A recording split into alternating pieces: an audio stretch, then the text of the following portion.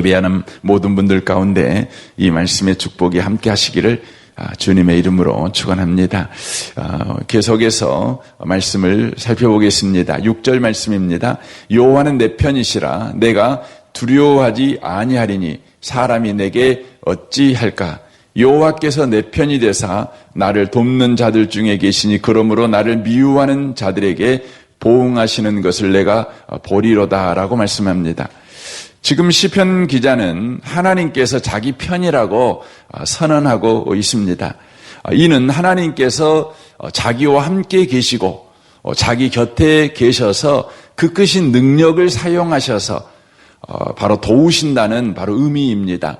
하나님의 능력을 다른 사람을 위해 쓰지 않고 나를 위해서 쓰신다. 하나님의 지혜를 나를 위해 쓰신다라는 말씀이 되는 것입니다.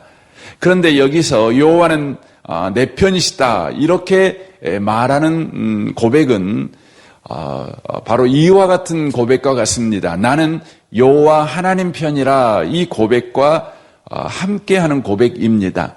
왜냐하면 하나님이 내 편이시다 이 고백만 있고 나는 하나님 편이 아니다 이렇게 말하게 되면 바로 하나님이 내 조수가 되기 때문에 그렇습니다.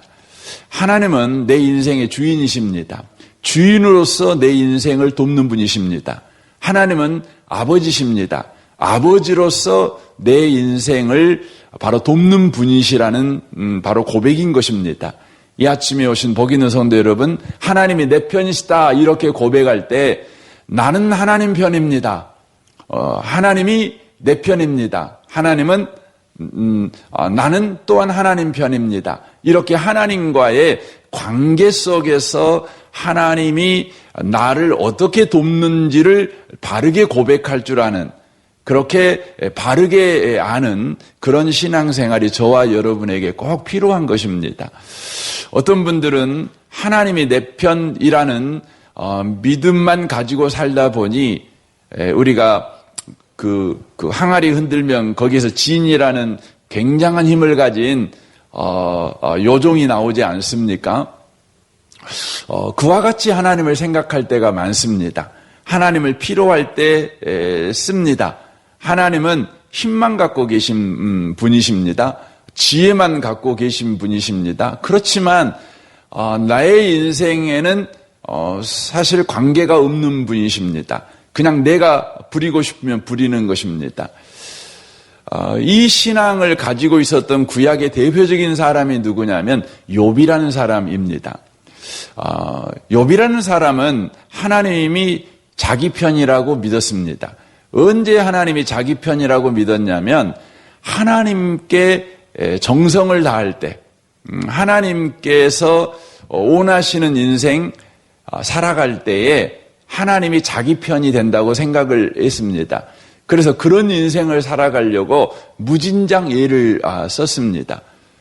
과연 그는 거부가 됐습니다. 하지만 그것을 시기하는 사단이 있었죠. 사단이 하나님 앞에 와가지고 욥이라는 사람이 저렇게 잘 되는 것은 하나님이 복 주셔서 그렇습니다. 그렇게 말을 합니다. 그래서 하나님께서 아니다. 내가 복을 안 줘도 욥은 나를 믿는 사람이고 나를 사랑하는 사람이야.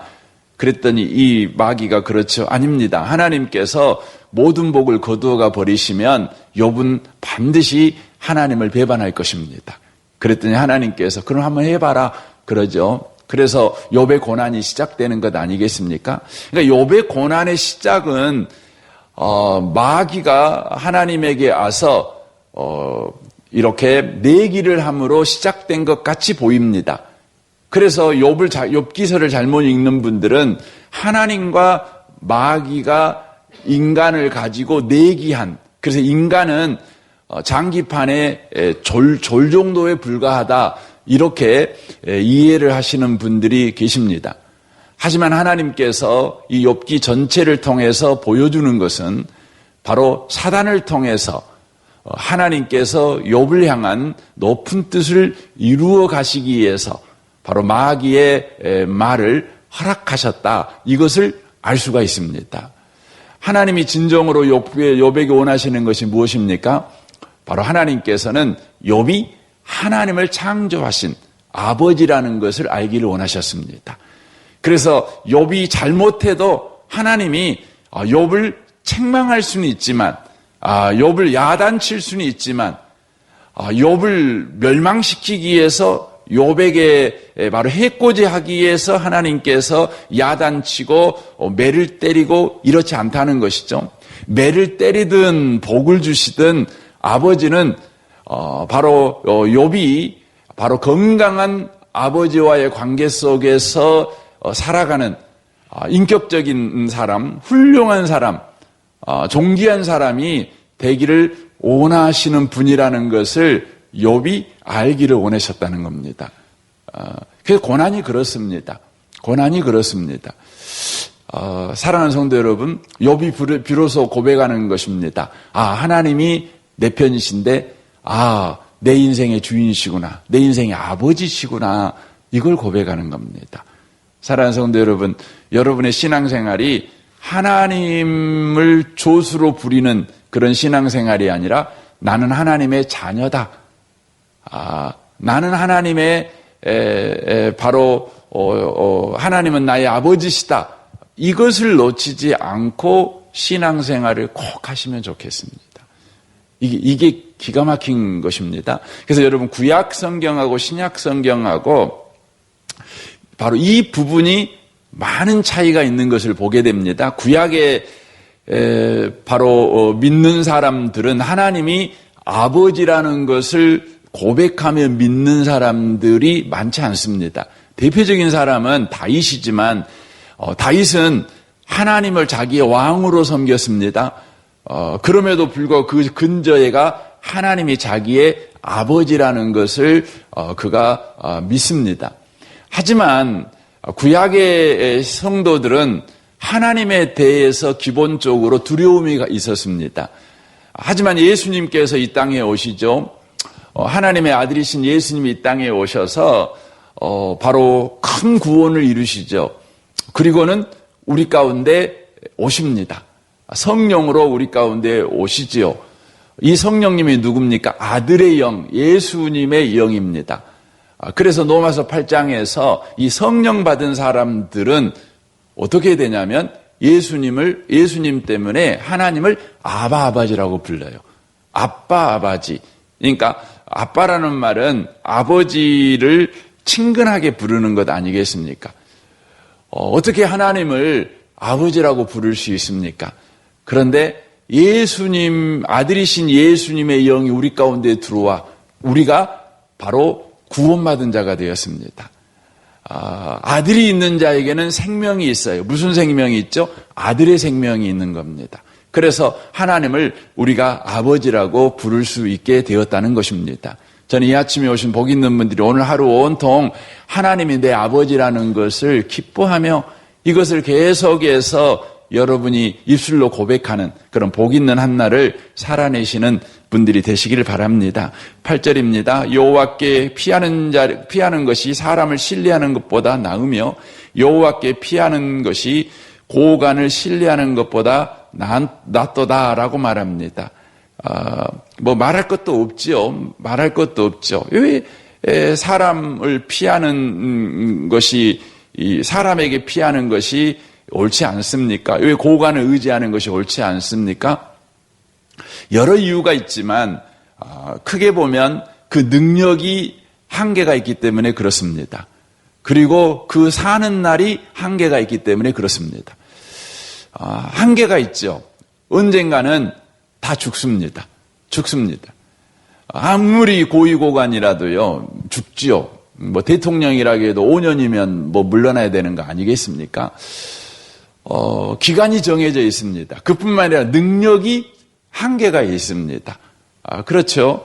하지만 여호와는 그렇지 아니하시죠. 여호와는 그 능력과 바로 생명이 영원하신 분이십니다. 그러므로 여호와를 의지하고 피하는 자가 바로 지혜로운 자입니다. 그래서 여호와를 경외하는 것이 지혜의 근본이요 지식의 근본이다. 이렇게 성경은 이야기를 합니다. 여러분 인생을 살아갈 때요.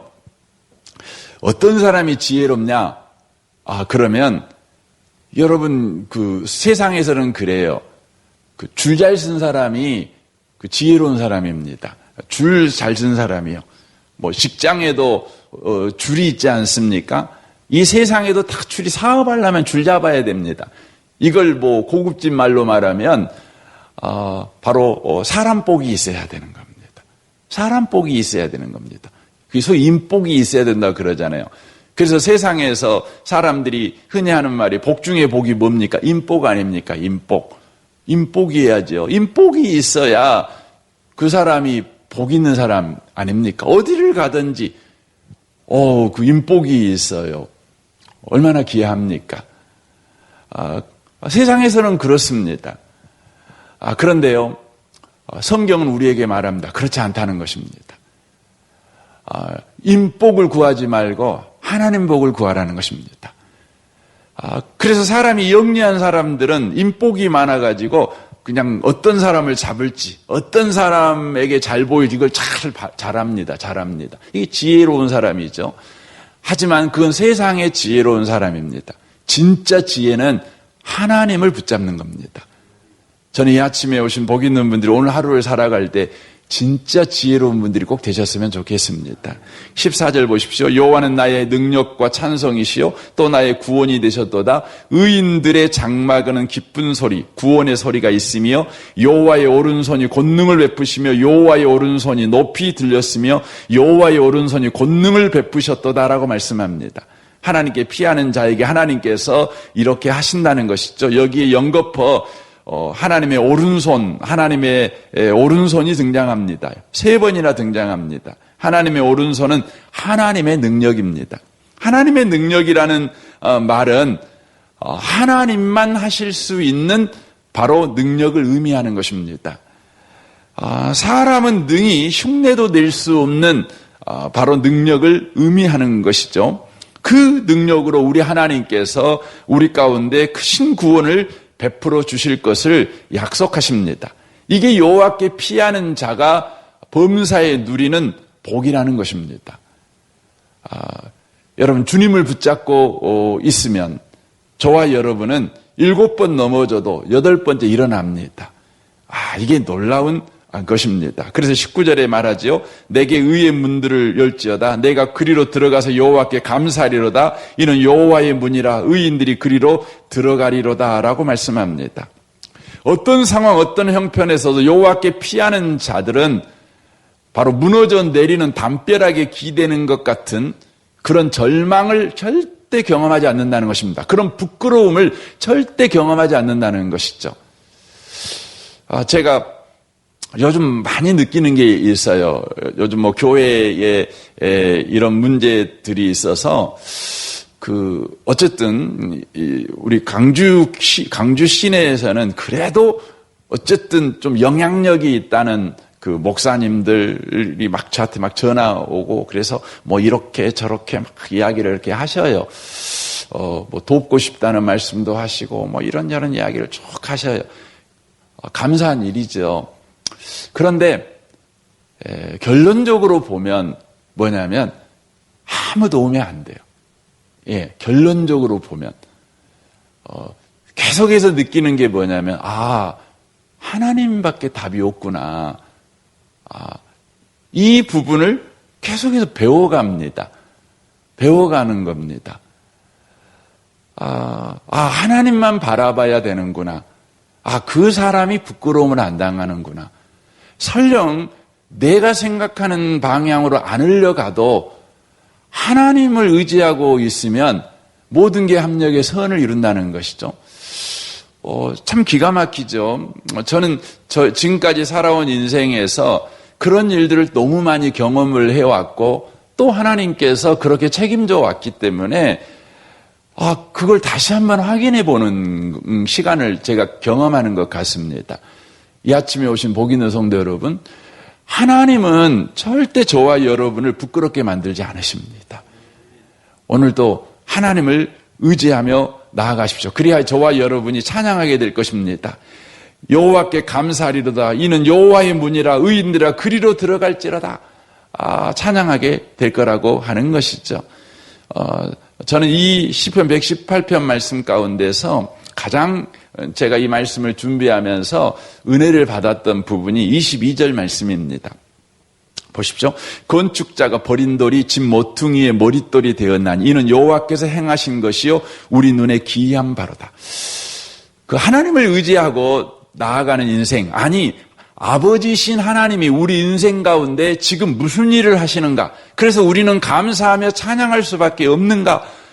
이 부분을 가장 잘 이 시편 118편에서 보여주고 있는 성경이 22절 말씀입니다. 건축자가 버린 돌이 집 모퉁이의 머릿돌이 되었나니라고 말씀합니다. 건축자도 버려버린 돌을 가지고 우리 하나님이 집 모퉁이의 머릿돌이 되게 하시는 일을 하고 계신다는 것입니다. 여러분, 건축가는 누굽니까? 집을 짓는 일에는 최고의 전문가입니다. 여러분, 건축가가 그냥 시험 봐갖고 합격하면 그냥 되는 건 아니잖아요. 건축가가 되려면 긴 시간 동안 여러분 그 공부도 해야 되고 또 현장 경험도 있어야 되고 그렇죠. 그래서 여러분 전문가가 되는 거 아닙니까? 최고 전문가가 아닙니까? 그래서 건축가는요, 또 무엇보다도 설계도 잘해야 되지만 건축 재료를 제대로 쓸 줄 알아야 되지 않겠습니까? 그런데 이 건축가가 건축자가 돌을 딱 봤는데, 이 돌은 쓸모가 없는 거예요. 이건 버린 거예요. 필요가 없는, 가치가 없는 거예요. 그럼 버려버리죠. 그러면 건축가가 버려버린 그 돌은 여러분 어떤 돌입니까? 정말 쓸모가 없는 돌인 겁니다. 더 이상 회복 불능의 돌인 겁니다. 그냥 폐품 처리를 해야 될 것입니다. 그런데 폐품 처리, 전문가도 버려버린 이 돌을요, 우리 하나님께서 다듬으십니다. 우리 하나님께서 들어가지고 하나님의 지혜로 일하십니다. 그래가지고 어떻게 합니까? 집 모퉁이에 머릿돌이 되게 합니다. 머릿돌이 되려면 여러분 네모 반듯하게 쓸모이 있어야 되거든요. 쓸모 있어야 되는데 이 머릿돌이 하는 기능이 두 가지가 있지 않겠습니까? 그 첫 번째는 이 모든 건축물, 이 돌이 건축물의 기준이 됩니다. 기준이 되죠. 이 돌을 잘못 세워놓으면 이 건물은 무너지게 돼 있습니다. 그러므로 이 머릿돌이라는 것은 너무너무 중요한 돌이죠. 이 건축의 바로 이 건물의 승패를 좌우하는 돌 아니겠습니까? 그리고 이 머릿돌이 하는 역할이 또 뭐냐면 이쪽 벽과 이쪽 벽을 연결해주는, 바로 무게를 견디게 만드는 이쪽 벽면과 이쪽 벽면의 무게를 바로 견뎌내게 하는 역할을 하는 것이 머릿돌입니다. 그러니까 한마디로 말하면 건물이 온전하게 서게 만들어주는 바로 역할이 머릿돌이라고 하는 것입니다. 근데 이 돌은 원래 최고 전문가들이 버려버린 것입니다. 세상에서는 더 이상 쓸모 있다고 동의해 주는 사람이 한 명도 없는 겁니다. 그런데 그런 돌을 하나님께서 들어가지고 어떻게 쓰신다고요? 그 건물을 좌우하는 가장 중요한 돌로 써버리신다는 것이에요. 이건 이 시인의 고백이기도 하죠. 이전에 멸시받고 천히 여김을 받고 누구도 주목하지 않았던 인생인데 하나님이 그 인생 가운데 개입하니 반전이 일어난 겁니다. 그래서 바로 그 사회에서, 그 집안에서, 그 나라에서, 그 회사에서 가장 존귀하고 보배로운 바로 역할로 쓰임받은 사람이 되게 하셔버렸다는 거예요. 그 사람이 있으므로 그 가정이 반듯하게 세워져 가고 그 사람이 있으므로 그 사회와 그 도시가, 그 나라가 바로 건강한 사회가 되고 또 번성하는 바로 직장이 되게 하는 중요한 인물, VVIP가 되게 하는 바로 일을 하나님이 하셔버렸다는 거죠. 우리가 역대하 5장에 보면 우리가 그 사람을 만나게 되죠. 누굽니까? 야베스라는 사람이 있죠. 야베스. 그 이름 그 자체가 어머니가 수고롭게 낳았다. 이런 의미를 가지고 있지 않습니까? 고통이라는, 우리나라 말로 하면 고통이라는 이름입니다. 고통입니다. 그러니까 그의 이름이 고통입니다. 고통. 참 비참한 이름 아닙니까? 희망을 주는 이름을 짓는 거 아니겠습니까? 그런데 고통이에요. 그런데요, 하나님이 그와 함께 하시니까 어떤 사람이 됐습니까? 귀중한 사람이 됐습니다. 존귀한 사람이 됐습니다. 다윗도 마찬가지입니다. 다윗도요, 아버지도 포기한 사람이 누구였냐면 다윗이었습니다. 그 형제들은 말할 것도 없지요. 저놈은 교만한 놈이야. 저놈은 잘난 체한 놈이야 하고요. 다윗에 대해서 전혀 기대하지 않았고 다윗을 몰아붙여 부끄럽게 만드는 사람들이 형들이었습니다. 그러니까 여러분 집안에서 인정을 못 받아요. 여러분 오지간하면 아버지가 인정 안 해줬겠어요. 어지간하면 아버지들은 인정해 보려고 노력하지 않습니까? 그런데 인정 못 받은 다윗, 이 다윗을 우리 하나님께서 들어쓰십니다. 들어쓰셔가지고 어떻게 하십니까? 네모 반듯하게 다듬어가지고 이스라엘이라고 하는 예수 그리스도의 왕국을 예표하는 하나님 나라를 예표하는 바로 이스라엘의 머릿돌이 되게 만들었어요. 머릿돌이 되게 만드셨습니다. 신약에 오면 이 머릿돌이 누구인지를 우리가 분명히 알죠. 누구십니까? 예수 그리스도십니다. 예수 그리스도십니다. 예수님은 모두 다 싫어했어요. 싫어했어요. 그래서 이사야 53장에 우리 주님을 다 싫어했다 그랬습니다. 싫어했어요. 신약에 보면 진짜 싫어했죠. 다 싫어했어요. 그래서 예수님을 십자가 못 박아 죽이라고 그렇게 소리소리 쳐서 결국은 예수님 십자가에 못 박아 죽었습니다. 세상에서 버린 돌이 되어버렸습니다. 그런데 그 버린 돌 가지고 우리 하나님이 어떻게 하셨습니까? 이것을 베드로가 그렇게 고백하지 않습니까? 이 예수는 사도행전 4장 11절이죠. 이 예수는 너희 건축자들의 버린 돌로서 집 모퉁이의 머릿돌이 되었느니라. 여기서 말하는 너희 건축자들이 누굽니까? 종교 지도자들이에요. 종교, 또 구도자들, 세상에 바로 구원을 기대하는 사람들, 전문가들 아니겠어요? 종교의 전문가들, 신학 박사들, 수많은 목사들, 수많은 종교 지도자들이요, 구원자를 바라고 구원자를 기대하고 다 사는 거 아닙니까? 전문가들 아닙니까?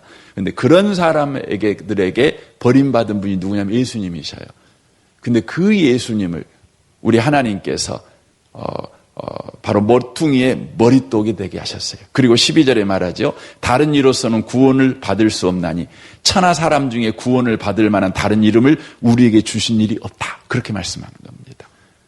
이 아침에 오신 복 있는 성도 여러분, 건축자의 버린 돌이신 예수 그리스도를 저와 여러분은 믿습니다.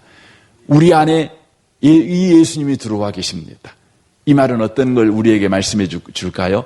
너의 인생이 모퉁이 돌이 될 거야. 이걸 말해주는 겁니다. 예수가 우리 구원의 모퉁이 돌이 되어 주셔서 이제 너의 인생도 사람들에게 업신여김을 받고 사람들에게 천의여김을 받아도 걱정하지 말아라. 낙심하지 말아라. 포기하지 말아라. 내가 모퉁이 돌이 된 것 같이 내가 너를 기어이 모퉁이 돌이 되게 만들어 버릴 것이다 라고 말씀하는 것입니다. 이걸 믿으시길 바랍니다. 오늘도 하나님이 이렇게 일하십니다. 이 소망과 이 기대를 가지고 오늘도 우리는 살아내는 겁니다. 하나님이 일하신다. 이걸 절대 놓치지 마십시오.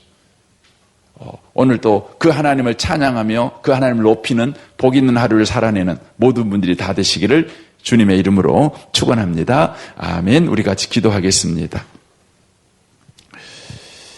이 말씀을 우리 생각하면서 오늘 기도하기를 원합니다. 오늘도 수요일입니다. 수요 예배 가운데 말씀으로 주님을 만나는 그러한 기쁨, 그런 감동, 감격이 있는 예배가 되게 하여 주옵소서. 우리 성도들을 위해서 기도해 주시고 특별히 우리 교회 피택자들을 위해 기도해 주십시오. 미래 세대 청소년부를 위해 기도할 때 우리 섬기는 김영택 전사님을 위해 기도해 주십시오. 이 나라와 이 민족과 북한과 열방을 위해서 여러분 기도해 주시고 선교사님들을 위해서 또한 기도해 주시면 좋겠습니다. 우리 좋으신 주님께 이 아침에 우리 통성으로 구하겠습니다. 기도하겠습니다.